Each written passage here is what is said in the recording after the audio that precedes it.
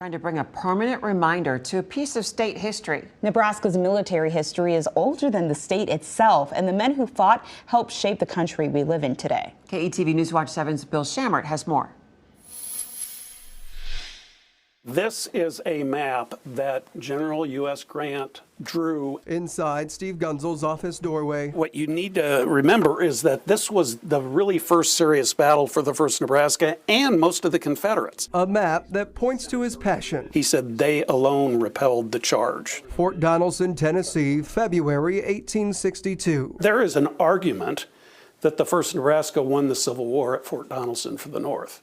Now, clearly that's tongue-in-cheek, but they played a very significant role. It's a role the Nebraska History Museum has in its collections. The fact that it is all handmade is really quite unique, and you can just see the stitching, the buttons. I mean, it's all just hand done. The faded blue on this uniform still visible. There is a chance that it could be blood. 1/3 of Nebraska's military-age men, 3,000 brave, fought for the Union Army. Most people aren't aware, I think even most Nebraskans aren't aware that Nebraska played any role in the war. We weren't even a state. Historian David Bristow credits late Nebraskan James Potter with highlighting the territory's role in the war. You could make the case that if not for the 1st Nebraska, maybe it's a very different war. The 1st Nebraska Regiment sent about 1,000 men to Fort Donelson, and they helped repel a Confederate outbreak. They ended up surrendering to Ulysses Grant.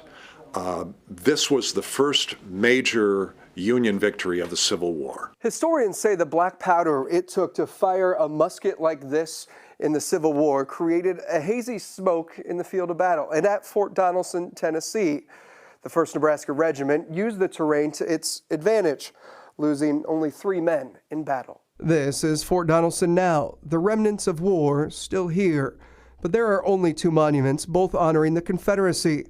Gunzel's tie, a glimpse into 2 decades of trying to change that. Only states can request monuments to their units, and so we had to get a bill through the legislature. From a legislative bill to a design from a Nebraska sculptor. He's got the soldier kind of running because the 1st Nebraska had to move up into a position to stop the Confederate outbreak. Now, paperwork submitted in December to D.C. I'm a lawyer. It's kind of like waiting for a judge's decision. You know, you can't rush it.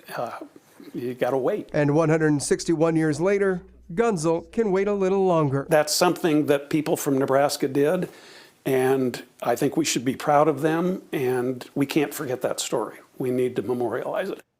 If the monument's approved, the cost to build will be about $100,000, an amount Gunzel believes they wouldn't have any problem raising. We'll keep you posted on what happens. Bill Shammert, KETV News Watch 7.